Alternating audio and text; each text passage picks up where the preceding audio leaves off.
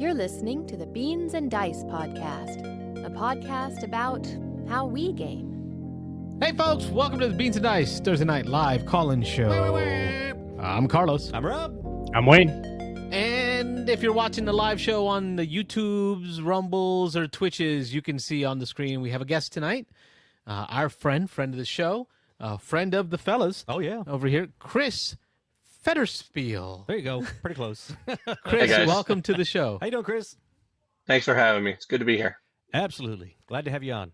Chris is a member of the board of one of our local gaming communities, Tampa Gaming Guild, and he's also going to be helping to lead an event to help drive board games for One Voice. We've talked about One Voice in the past. It's a school for kids with cancer, but once a year they do a collection of games for this school, and they call it Kardboard For Kids, and Chris is heading a lot of that up. So we invited Chris to talk about it because it's going on right now. Kardboard For Kids is going on right now. Check 'em and I out. think it ends at the beginning of November, so we want to get this video out ASAP to get folks involved, telling them today how they can participate, how they can help with the kids, getting them games, getting them stuff to play with. So, Chris, welcome to the show. Thank you for sharing with us. Talk to us about Kardboard for Kids. Sure, guys. First off, thanks for having me. I really appreciate you guys having me on the show to talk about Kardboard for Kids. This is the third year that we've done this, and this just kind of became a brainchild a few years ago of myself and my wife, who's a member of one of the Gasparilla crews, the crew of the Nautilus. They work directly with One Voice, and One Voice is a camp located in Brandon for children with cancer. As most everyone knows who's had cancer in their family, cancer is not an individual disease. It's a disease that hits the entire family. So Marianne has created a place where families can all get together and do fun things while these kids are still going through their treatments and stuff like that. And one of these things I thought of was, when it's raining out, they can't go outside. They're stuck inside. They have to, be in a certain position to receive their medical treatments or whatever. They need stuff to do. So board games is an obvious choice for that. And through that process, we created Kardboard for Kids, which basically asks the local Tampa Bay community and anyone who happens to listen to the show, if you're outside Tampa Bay, obviously, to donate some games for Marianne over at One Voice. The last couple of years, last year we got over 128 games, and I would love to exceed that number this year. I didn't do so the last two times, but this time, because it's actually become something that's kind of near and dear to me now, I'm going to be contacting a bunch of board game, not designers, but Publishers. what's the word? Publishers. Yes, thank you. There we go. Yep. Bunch of publishers, send them the information, and if they want to send something, they can. And if anyone out there wants to make any kind of large size donations, they can also contact me directly, and I can get them information for tax deduction as well. So otherwise, we have a raffle that's going to take place November 2nd when we hand over all the games. You can win some prizes and stuff like that. And we invite anyone and everyone to come out to TGG, hang out, meet some of the kids, meet Marianne, who's the head of One Voice, meet Patricia, who's the head of the crew of the Nautilus, and meet myself, who's the president of TGG, and just see the things that we're trying to do for the local community. Awesome. Yeah. We had a chance to participate last year. Carlos and I went out and taught some games, and it was a sobering experience to see these kids with cancer from all different ages, from little tiny to teenagers to, everything in between. And seeing them, they're in an educational setting. They're still doing their schoolwork. But then they have these, like you mentioned, activities that they do, these fun things that they get to do. And we really appreciated being part of that. I assume if we're going to do something like that, or if you're going to do something like that again this year, we certainly would like to try to get some people from the Beans and Dice community to be part of that again this year, maybe even more so than last year. So. Yeah, you guys are always welcome to come out. I imagine probably in January we'll plan something, because usually what we do is after we gather all the games and we send them out, these are kids that are mostly in environments that play games like, Sorry and Monopoly is the heaviest thing. So when you send them something like My Little Scythe, they're kind of intimidated by that kind of stuff. So having someone that can sit down and teach the game to them is very important, so they get the full gamut of everything that we've donated to them, and it doesn't just collect dust on a shelf. So having you guys come out is obviously great, and we'd love to have you. It was a great experience. I was actually surprised because that was my expectation, that would be over there playing Uno and other, light fare. But I remember I brought with me a game of Catan Junior, thinking I would expand their minds with this Catan Junior stuff. Yeah. And there was a couple of kids there who were sharks. Like, they came in like sharks, and then their parents came in about 30 minutes later as we're wrapping up the game, and the kid is like, he's got all the goats, he's got all of Coco tiles, like, and his mom's like, oh, he loves the Coco tile strategy. Oh yeah. And I'm like, he knows that game. That kid knew this game, and he came in like a champ. Nice. But it was even more than that. Playing Flip 7 with the kids, the older ones, the teenagers, and watching them have just the enjoyment, the razzing that they did of each other, the good times had. It was a great experience. I think Marianne came up with it because we had her join the show one day. She actually called in. I think during an episode like this, she called in and talked to us, and she invited us to come teach the games. Yep. So I want to switch over a little bit to the types of games that we're looking to get for them. I know that you posted a link in TGG, so you got a Discord on the Tampa Gaming Guild Discord. Robert so kindly has posted that same link in the Beans and Dice Discord. Yep. And I've got this page up here from Amazon. I wanted to show this to the folks, some of the stuff that we're talking about game-wise. So this is basically a wish list, if I understand right, Chris, that you walk put together. This technology deficient person sure, through this process. So when I open this Amazon link, how does it work? You click on a thing and games pop up. Wow. And when you buy it, it goes to them, not to you. Oh. Is that how this works? Honestly, that's basically how it should work. Because when you add the games to your cart, it should obviously send to my personal address. I don't need hundreds of games, so I'm not going to keep any of them. Obviously, they're all going to go to the kids. Yeah. But these games are all going to range from all different types. There's going to be really super easy, super cheap games. Plus, as you can see on there, there's little stuff that's harder, like Dwarf Romantic. There's something on there basically for every age group, because Marianne has kids all the way to age 2. So anything that we can get into their hands is great. In addition to that, if there's something that you think that would be great for them, you can also add that to your cart and get that shipped over as well, even if it's not on the list. The only thing that I ask is don't necessarily get a lot of games that require batteries, because it requires them to keep batteries on hand and be able to replace them and stuff like that. And anyone that's ever had like a Loop and Louie, sometimes it can be aggravating to try and get that tiny little screw that doesn't have any access to it to replace the silly battery that's in it. We want to just make things a little bit easier for them. I thought I sent a copy of Loop and Louie last I know year. You're going to be pretty disappointed to hear that, but oh well. It's probably sitting there with dead batteries. Yeah, probably. Not every game that gets sent with batteries is a problem. It's just we don't want to send them a whole bunch of games like that. So I'll bring extra batteries when I come again in January. You go. And you can bring a little tiny I'll screwdriver. replace them with my little tiny screwdriver. There you go. I'm here for the kids. Kind of on this topic, I actually just messaged Tim from the Board Game Rundown, and he's already posted it to the general chat, shouting out his whole crew. Oh, nice. Yeah. And I'm wow. Post They got a big audience over there. That's they got great. a big audience. Yeah, way bigger than us. Yep. Well, thank you so much for that. Thanks, Wayne. I'm gonna go through. I'm on like 20 different Discord channels. I'm just gonna start spamming them all. Wayne I really appreciate that. Yeah. He works for us. That's it. Like he's our media guy, our engineer, our he does it all. Our Excel extraordinaire. Yep. I have never been a good salesman. I never will be a good salesman. But I'm of the mind that if I can present it to people, they'll look at it and be like, "Yeah, no, this is something good that I should be involved in." So. Yeah. If it's a good thing, they'll pick it up and go with it. So that's what I'm hoping. And just get it out there in front of people, and hopefully lots of people will pitch in. And then, like I say, hopefully we can, if we can get if we're gonna teach again, if we can get a date set, we can put that out there and get some of our people out to actually teach the games and play the games and meet these kids. So. I was pleasantly surprised with the amount of folks that we were able to get out there last time. I think every table had a coach or two. Yeah. Right. It worked out great. I don't think there was any kid that was left uncoached on a game. Yeah, my daughter and I were able to teach some Rhino Hero. So we brought had the Rhino Hero game out there, and we're teaching that one. So a little dexterity game that was fun.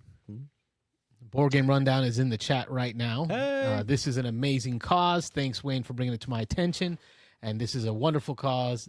This is a wonderful idea. I love you guys. Thank you so much. Mike and Tim out Thank you there so much. in Indianapolis. Right? Yeah, over by Gen Con. Yep. Those guys had us on their show. They've been on our show. Oh, yeah. Yeah. They're like our Midwest twins. Like Yeah, something like that. Something like that, yeah. In the studio chat, I put a few pictures on a Facebook page that have pictures of all the games that we donated one year, along with Marianne, myself, Oh, nice. and some of the activities that we did that day. Probably the highlight of one of the years was the first year, excuse me, was when we did Ready Set Bet, and I had a large Ready Set Bet table, and I was doing the announcement and running the horses really quick. horses? Have you all played Ready Set Bet before? Oh, yeah. Yeah. Yeah. I think we got a video Everyone's- of that played at Your Turn Con. Your turn, Con, probably. Yeah. Yeah. Mhm. Oh, South Bend. Hey, I'm from Fort Wayne, Indiana. There you Nice go. to see another Indianaite. Get the corn out. So we have tenderloin sandwich. Yeah, we had just a Best sandwich ever. quick little spike in viewers. So I just want to maybe like go back over it again. Can you just drop again what the charity is and sort of what they're doing for the kids? Oh, sure. It's a charity in Brandon called One Voice. You go to the website onevoice.org, and it is a summer camp that runs all year, even though it's called a summer camp. It's a camp for kids with cancer, and kids and obviously their families can go there and receive treatments and stuff like that. But be in an environment that's still learning, still fun, and be around others that are dealing with the same issues as well. And like I said earlier, cancer is not necessarily an individual disease. It's a disease that hits the entire family. So having a safe place for the entire family, as opposed to just one person is ideal. And Marianne unfortunately lost her son to cancer when he was young, and that's the reason why she formed One Voice, was because she didn't want to see other families go through the things that she had to go through. So she really is a hero in our community, and we love to support her every year. Absolutely. Awesome. Yeah, and we know it rains here in Florida, so the kids sometimes have to stay inside. So having lots of games to play is a good thing. Actually, so. the day that we taught, that January was a cold, rainy day, so it worked out great. Yep, it was raining all night. Yep. Nice. Yep. And I think for those that might be listening outside the Tampa area, I want to explain that. So we have Gasparilla Parade and Guavaween Parade. We have a lot of parades here in Tampa that are kind of like Mardi Gras like. Better than Mardi Gras. Come on. Better than Mardi Gras. Yeah, it's true. No. And I have some familiarity. Just trying to poke at our in order to be in the parade, you have to be a crew, and each crew has to have a charity. And all year long, the crews do charity work. And so, like, I had friends that were the crew of the Conquistadors, and there's all these various crews. And so, I believe you or your wife are a member of a crew that sponsor that their charity is this One Voice charity and kids with cancer. So it's really pretty cool. Is in order to get in these fun, nighttime Mardi Gras parades in Tampa, your crew has to raise X amount of money a year for charity or do a certain amount of charitable works.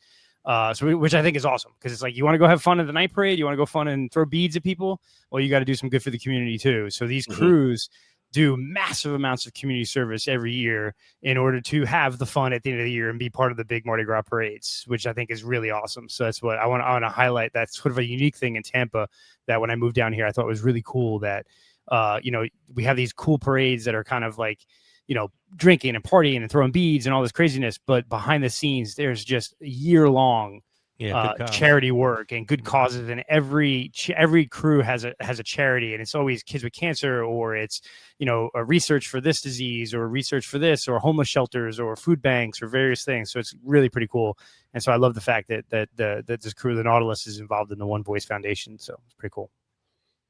Yes, as Wayne said, in order to be a crew and participate in the parades and actually have a float in the parades, the crew has to be an actual nonprofit entity itself.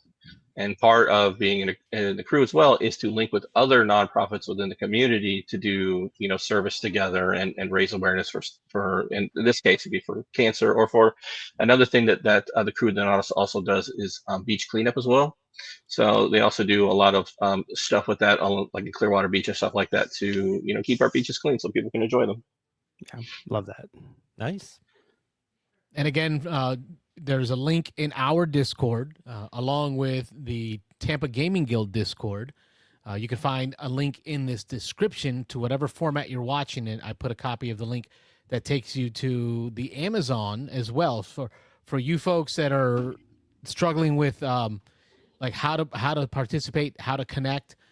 Because you're not in Tampa, you're not part of the Tampa Gaming Guild, you can just click on the Amazon link, and there are plenty of games in there that they're looking for help. I want to see some copies of Jungo Make It That Way. I think that'll be a hit this year, just like Flip 7 was last year for the kids. Jungo has been a hit in my house. Super enjoyable game. The Dwarf Romantic, I think, is the heaviest one that I've seen on here so far. Yeah. So a lot of different varieties in here, folks. So jump in there, help out with the Nautilus crew and the Tampa Gaming Guild as they support one voice with the kids with cancer to get some games to them. Now, Chris, let's talk a little bit about Tampa Gaming Guild. And I know that the Kardboard for Kids is one of the things that the Tampa Gaming Guild helps with. You're president of the board, I believe, over at Tampa Gaming Guild. It's a local game club in Tampa. Let the folks at home know what y'all do there and how they can also connect with you there. So Tampa Gaming Guild is an entity that we formed over 5 years ago, which we kind of did it on a whim in that we wanted a local location for people within Tampa Bay to be able to just sit down and play games. Now, everyone could say, well, you can just do that at home, or you can do that at a local game store. And yes, that's definitely true. You can do that. But that's not always an option for some people, or they may just not know who to talk to. They may not know anyone in the community and be nervous about meeting people. Well, at Tampa Gaming Guild, you can come in, sit down, play a game with somebody, and I can almost guarantee every single time you'll come in there, you're going to have someone that's going to be friendly, going to come up and greet you, tell you who we are. It's important to note that we are a nonprofit. Everyone that is a volunteer at Tampa Gaming Guild to introduce Tampa Gaming Guild to people that come in and show them around. They're not paid employees or anything like that. We have a board that is elected by the members. And I like to say that we are member-driven community. So TGG is the members, in my opinion. I happen to currently be the president of the board. Unfortunately, in November, during our next annual meeting, I'll be stepping down. But I have been involved since its inception. I was one of the original 10 people that originally sat down in a literal round table and started discussing what it is we wanted to do. And I'm ready to step back and just play some games and hand it off to, quote unquote, the next generation. Yep. We have over 50 members, and we've always, every business decision that we've made, we've always went into it with the two things. We want to make sure it's what our members want, not what we as a board want. It's what our members want. And we're going to stay profitable. And what I mean profitable is we just want to be in the black. We don't want to make hundreds of thousands of dollars. It'd be nice if we did, but we don't want to. But one thing we always do is all of our profits that we talk about during our annual meeting, because our financials are public, we take that extra money that we might have and send it back to the members in the form of reduced fees, because yes, there is a monthly fee, also annual options as well. But we got to keep the lights on, guys. But we are very transparent with everyone, and we give that back to the TGG community. For example, last year we reduced our annual fees down 30%. So that was something great for the members, nice. And that's what the members wanted. Also, in addition to that, because of our members, we are allowed to have free Sundays. So the first and third Sundays of every month when we're open is free for anyone in the community to come in. We fully understand that some people might be a little, cash strapped or whatever. They're free to come in, hang out, play some games, meet the people. If you want to come during non-Saturdays, we also offer a 30-day trial. So we fully believe that if we show what we have to the community, people will see what we are offering, and they will come and they will, join TGG. If not as a member, at least come in on Sundays and hang out with the community. We have almost 500 games in our library that are free for anyone to just grab, sit down, and play. No restrictions whatsoever on that. Snacks and drinks are on site. If you want to bring your own food, you can. The main number one goal is for people to come in, have a good time, and play some games. Nice. Yeah, it's a nice community over there. I've definitely taken advantage. I've come in as guests of friends that I've had. I've come in on Sundays and taken advantage of some of the free Sundays. It's as you mentioned, all volunteer. I know several people now on the board. It's really a cool thing that y'all do there, and you share the space with is it the Bridge Club that actually owns the building, or? Yes, that's correct. The Tampa Bay Bridge Center is the entity that actually owns the building itself, and Okay. we lease space from them. Cool. Their patronage primarily uses the space during the day, and we use it in the evening and at night. So it works great for us. Yep.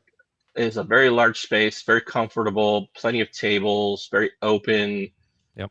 It is generally, you've been there. It's a very good Yeah. space that we enjoy, and it's working great for both of us. It's got clean bathrooms. There's a kitchen. It's a real nice spot there. Yep.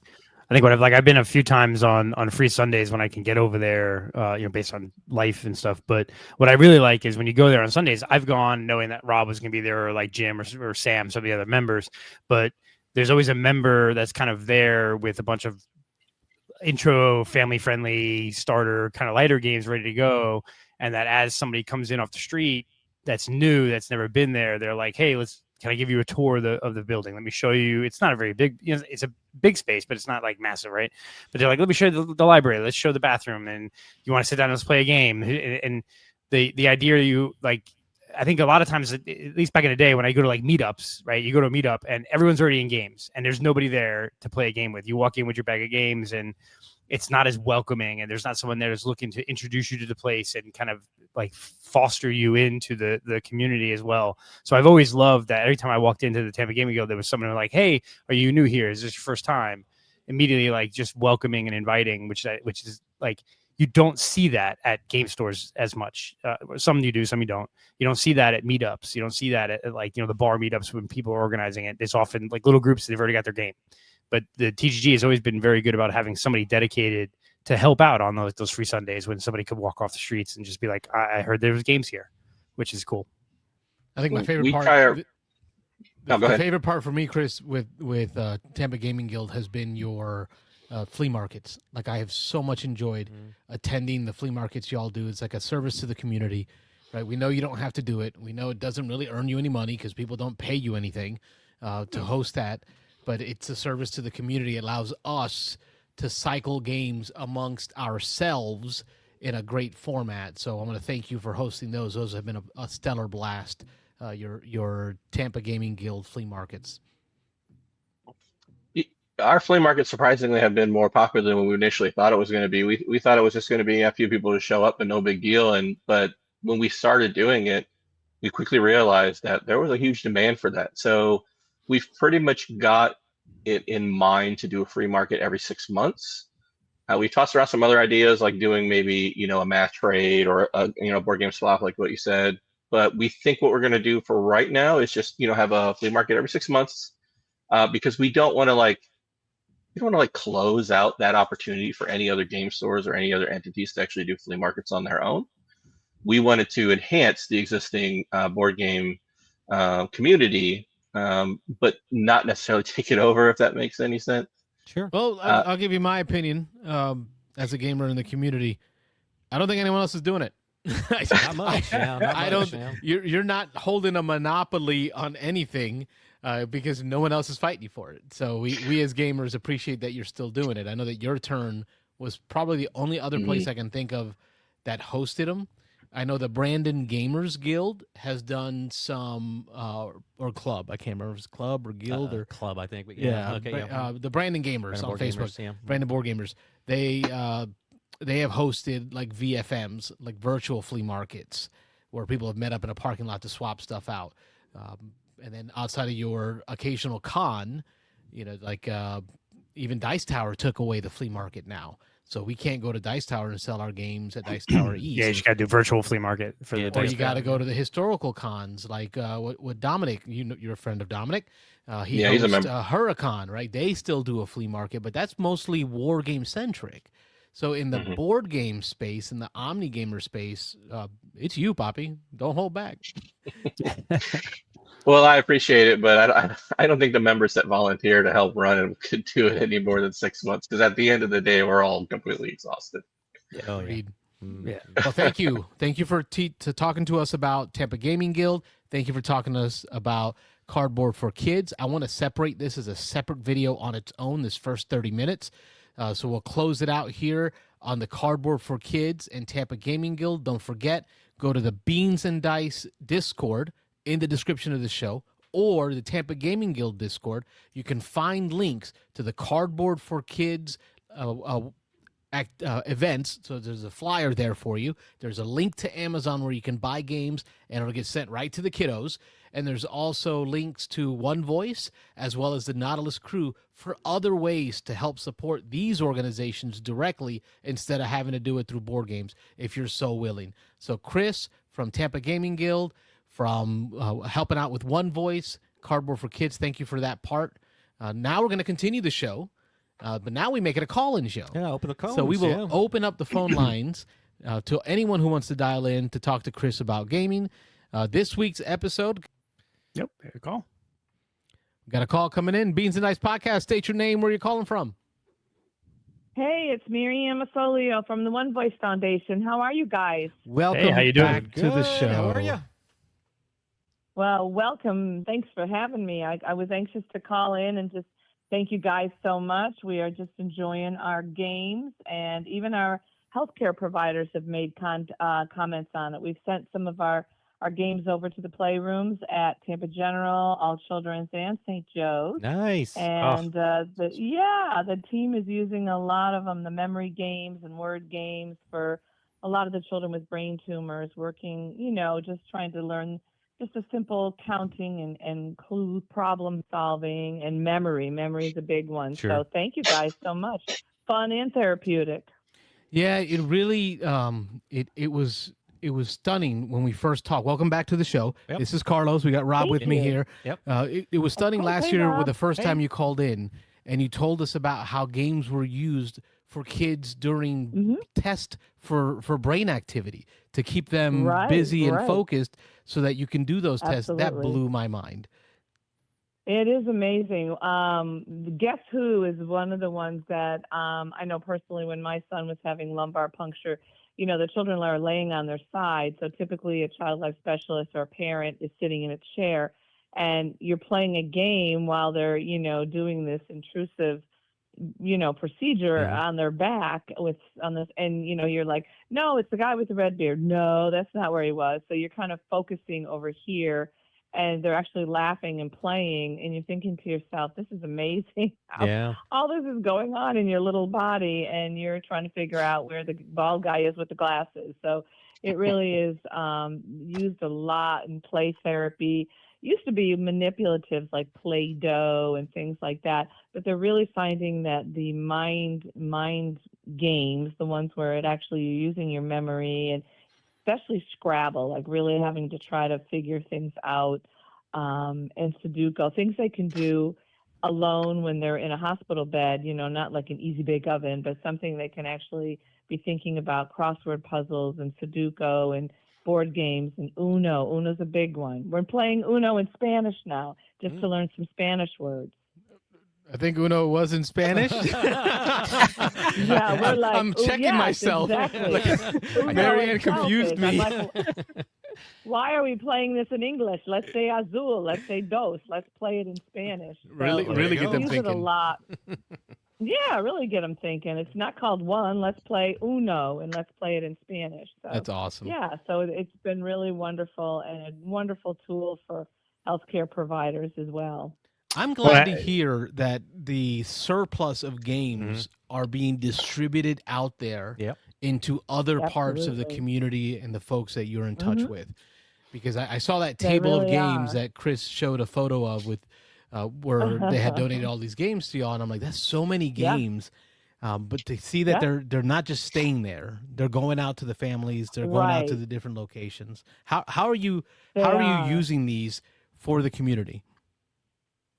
Oh, very easily. We kind of divide them by what's age appropriate. Like if it's something like that a teen would be playing or something that'd be way over a smaller smaller age child, it goes out to the teen rooms. The hospitals all have teen rooms, and that's kind of a cool place to hang out with other teens, and it gets them off their phones, off their pads. They actually have conversation, which is, to me, wonderful, because I know, like, when our students come in, they all know phones go on my desk. That's it, no phones unless your teacher's telling you to log on, but that's typically not the case.